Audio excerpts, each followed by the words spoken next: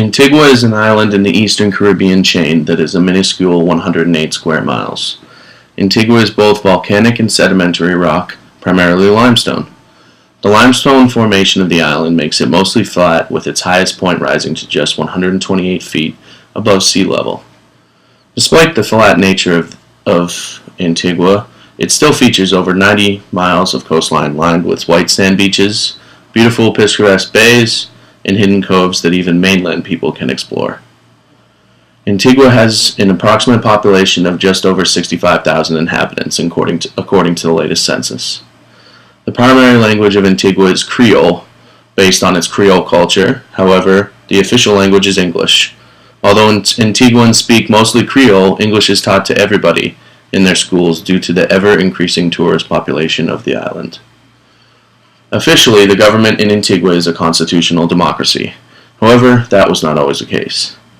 Antigua experienced a period of plantocratic democracy until the late 18th century, at which point it began a period of colonial authoritarianism until it switched to constitutional democracy in the 1940s.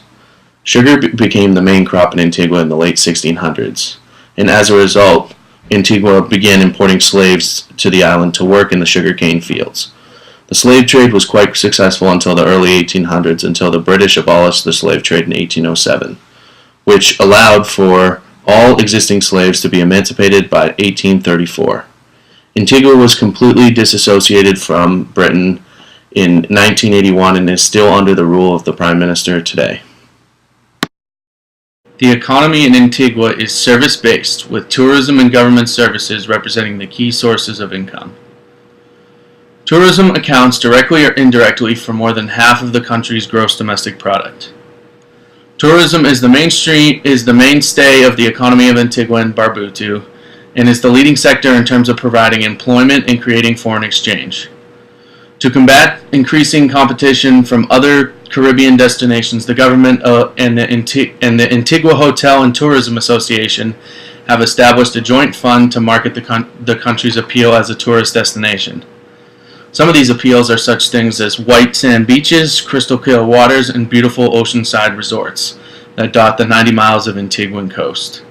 Large hotel chains such as Sandals have increasingly flocked to the Antiguan shores to stake a claim in the tourism industry. The Sandals Grand Antigua, located in St. John's, was named the world's leading honeymoon resort the last 2 years in a row. The resort staff at Grand Antigua Resort cater to your every need. I must be clear that not all of Antigua looks like the Sandals Grand Resort. The locals do not live like tourists. In fact, their living conditions are well below the poverty line.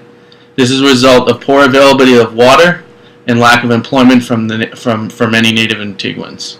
The focus of the government is primarily on the tourism industry, thus they seem to forget that their own people are living in poverty. Despite the majority of the native population living below the poverty line, all of the locals are proud to be Antiguans.